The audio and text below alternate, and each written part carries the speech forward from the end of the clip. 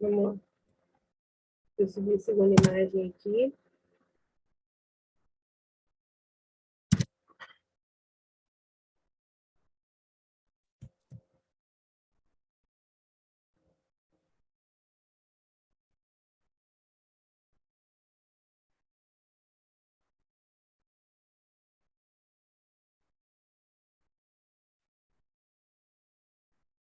Vamos lá.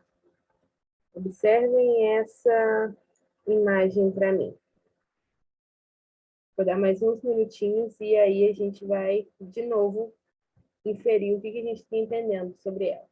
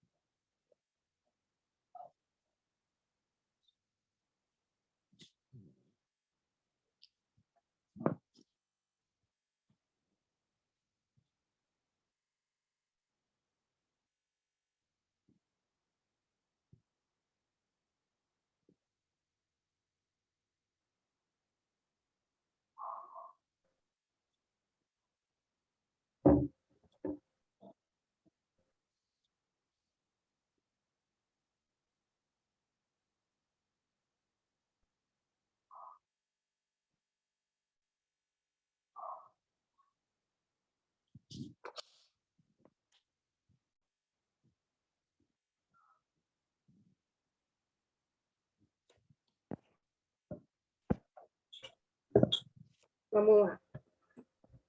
Me falem, qual o tipo de linguagem que a gente tem aí? Conotativa, porque, igual tá falando, eu odeio estes pneus, né? E, na verdade, são gordurinhas a mais. Isso aí, muito bem. Em um a gente tem aí o negativo, né, que é a linguagem do contexto. Essa gordurinha que geralmente mulher tem do ladinho, assim, gordurinha chata, que a gente não perde na academia, não perde nada, só fazendo uma lipo, a gente chama de pneu. E do outro, a gente tem uma linguagem denotativa, porque é literalmente o pneu que o mosquito gosta de morar, porque está com a água parada. Terceira imagem, a gente analisar.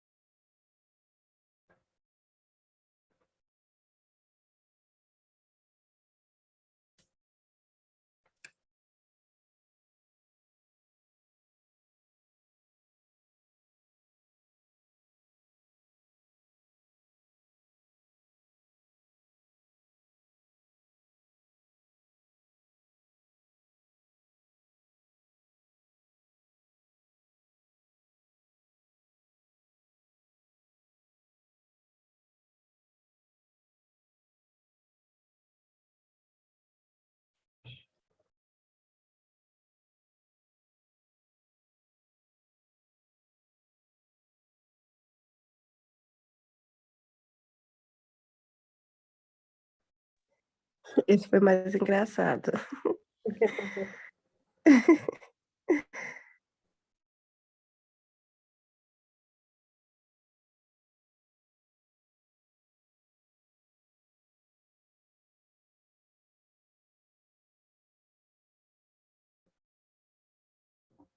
O que você entendeu aí, Evelyn? É que, no caso, o Chico Bento entendeu que o pai dele só tem a cabeça, então o boi inteiro, na verdade, né? Linguagem totalmente contextual. Por quê? Porque o Chico Bento, por morar no interior, não sabe que na cidade, quando a gente fala que a gente tem cabeças de gado, é literalmente o boi inteiro. Mas é mais fácil falar que tem cabeça de gado do que falar quantos bois a gente tem. E aí entra a questão do contexto, né? Ele está fugindo do contexto que o amigo dele está falando antes. Porque o pai dele quer falar que o pai dele tem 800 bois. E o Chico Bento acha isso, pode ter 800, mas no caso para o Chico Bento é só a cabeça. E o Chico Bento acha que o pai dele é melhor porque o boi do pai dele está inteiro. Outro exemplo de uma linguagem que a gente pode achar, de outro lugar onde a gente pode achar esses tipos de linguagem de maneira diferente, também é na música. Principalmente na música, na sua estante da Pitty. Vocês conhecem, né? Provavelmente é um clássico e é uma música que eu trabalho muito em sala de aula com os meus alunos quando eu trago algo relacionado à linguagem denotativa e conotativa. Onde vocês acham que está a linguagem denotativa ou conotativa, pelo menos nesse texto? Agora voltou. Vamos lá. Voltou certinho? Acho que sim. Voltou sim, professor. Então, deixa eu só mudar aqui para um outro Wi-Fi que eu sei que não cai.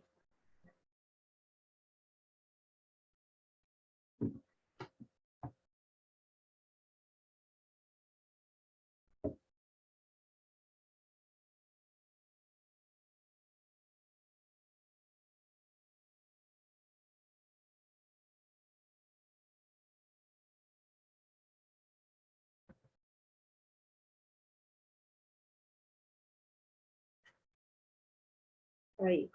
Acho que agora foi. Foi?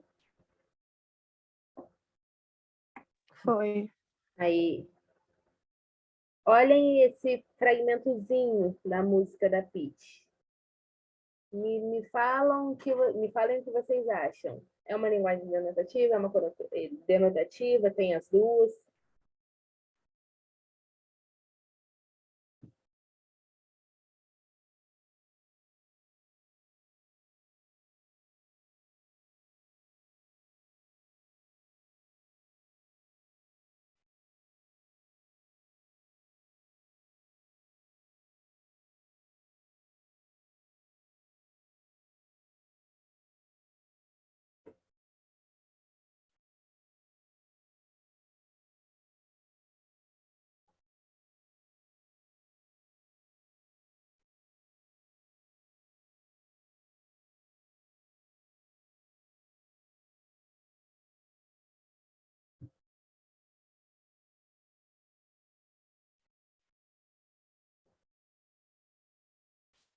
Conseguiram inferir alguma coisa?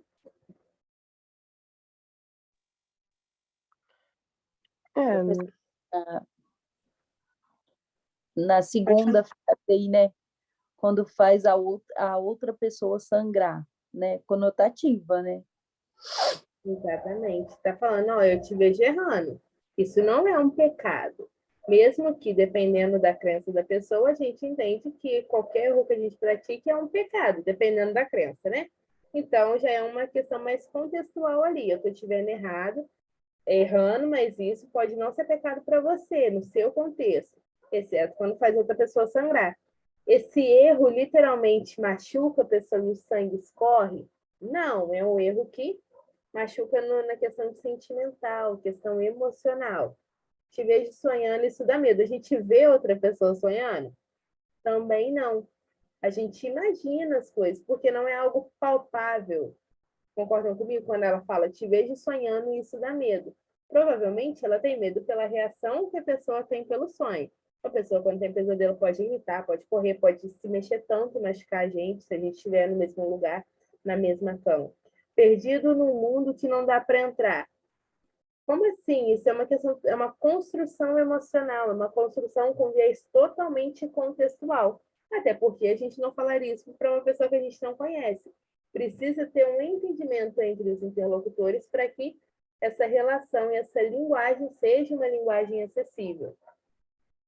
Outro exemplo de lugar onde a gente usa muito denotação e conotação e às vezes a gente não percebe no dia a dia. eu acho que durante as aulas de vocês, às vezes a minha filhinha aparece por aqui, né, correndo, levanta a cabecinha, fala um oi, aparece uma mãozinha aqui. E às vezes eu falo para as pessoas assim, nossa, a bateria dela não acaba. E criança literalmente tem uma bateria? Não.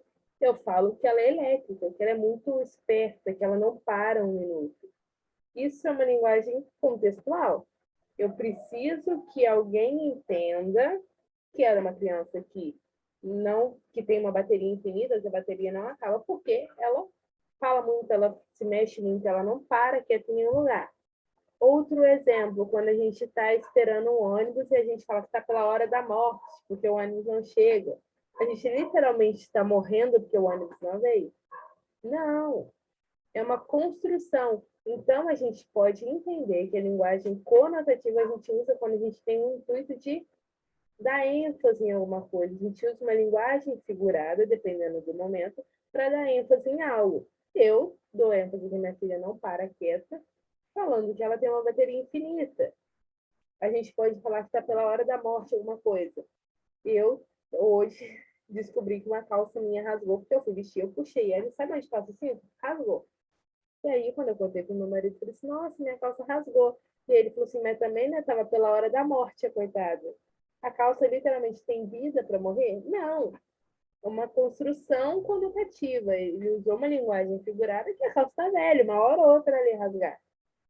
Então, a gente utiliza esses tipos de linguagem no nosso dia a dia de uma maneira muito prática. Às vezes a gente não lembra ou não percebe.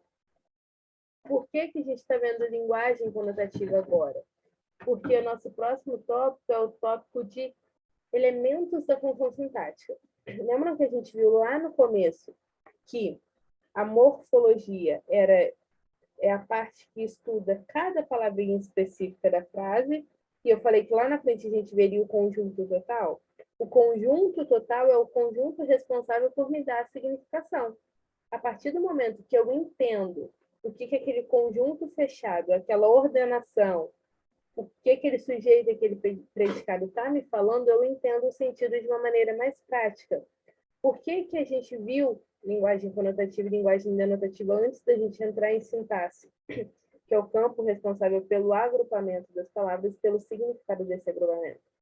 Porque a partir do momento que a gente entende esses dois níveis de linguagem, a gente consegue identificar algumas partes da sintaxe de uma maneira diferente.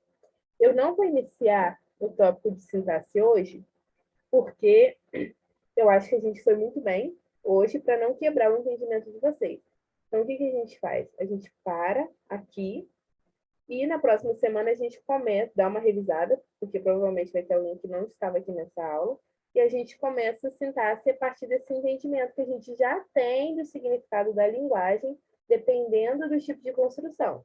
Se for uma construção totalmente pura, uma construção objetiva, a gente tem ali a linguagem denotativa do dicionário. Se for uma linguagem que precisa de uma construção contextual, eu tenho uma linguagem conotativa, porque eu preciso do contexto para entender aquele significado. Vocês conseguiram pegar bem esse tópico? Para mim, ele é muito prático. É um jogo, praticamente, né? A gente entende ele de uma maneira muito prática. Mesmo que ele tenha suas minúcias, ele é muito fácil de aprender. Então, para vocês foi ok hoje?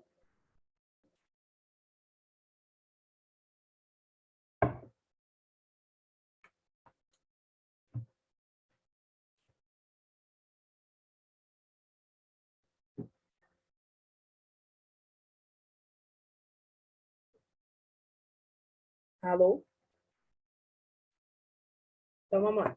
Eu espero que sim. A minha internet está oscilando muito. Então, eu vou fechar essa aula aqui, vou mandar o material na plataforma e espero vocês na próxima aula para a gente continuar, ok? Tá bom. Então é isso, galerinha. Ok.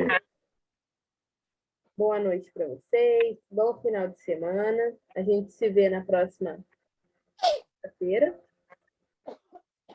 Eu acho que é isso.